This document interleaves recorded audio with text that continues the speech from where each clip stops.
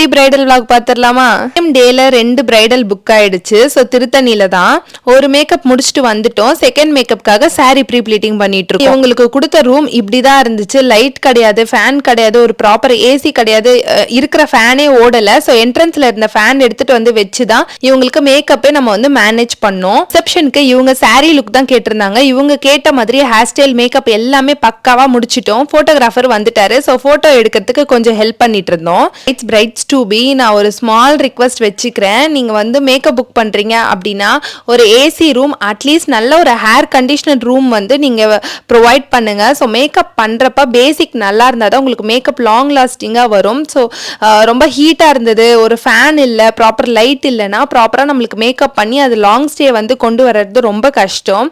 So அதுதான் நான் சொல்ல வரேன். பிஃபோர் அண்ட் ஆஃப்டர் டிஃபரன்ஸ் போட்டோவா உங்களுக்கு அட்டாச் பண்றேன் வித்தவுட் ஃபில்டர். வீட்டுக்கு வந்தோடனே ஊறுகாய் வாங்கி வச்சிருந்தாங்க, சாப்பிட்டு பாய்.